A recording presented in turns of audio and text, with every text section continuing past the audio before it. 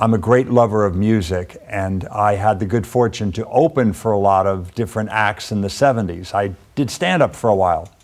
So I got to meet and open for Jon Stewart and Loggins and Messina and John Sebastian and Poco and I think We Five at the Ice House, and Jennifer Warren, who we were just speaking about a moment ago, and lots of different people, Neil Sedaka, Don McLean.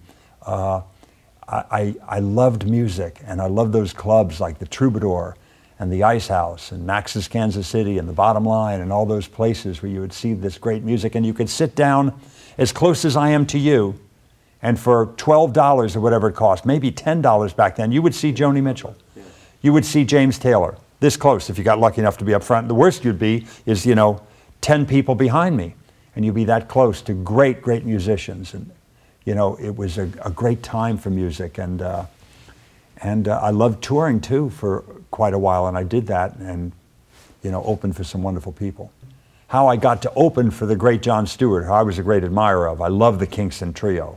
I was a big fan of the Kingston Trio before and after John joined the group.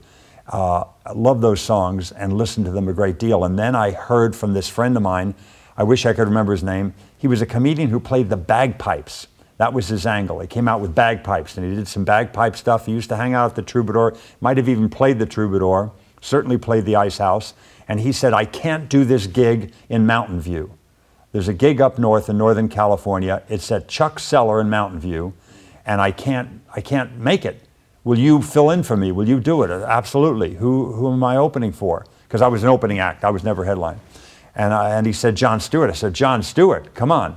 July, You're a Woman, California Bloodlines. This is great, at the very least. Hopefully I'll do well myself, but I get to hear these songs up close and personal, which I never heard him live before somehow. So I toured around, and then I must have done well because the bagpipe guy was out, and I was in again and again. They called me once a year or sometimes more to go up to Chuck's Cellar and open for Jon Stewart again.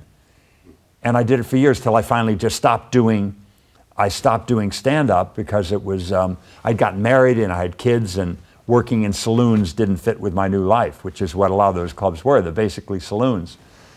So, but I stayed in touch with John, and I've stayed in touch with Buffy, and I'm very grateful to say that we remained friends for many, many years. And I was up at his memorial.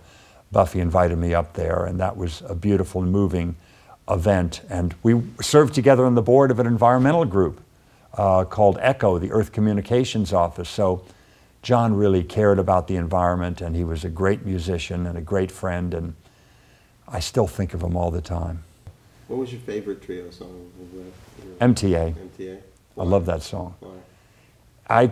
I still take public transportation a lot, it spoke to me. I took the subway in New York, I took, when I was in Chicago, I've got, if I had my briefcase with me, I'd show you, I still have my CTA pass, and I have my Boston pass, my Charlie pass, and I have my, Washington, D.C. I take public transportation all the time. So it was a very funny song, and they were raising the rates at the MTA, and so I loved that song. I thought it was very funny, and it was good folk music too. It was not just a funny song and a meaningful song, but it was a beautifully written song, a very melodic and good.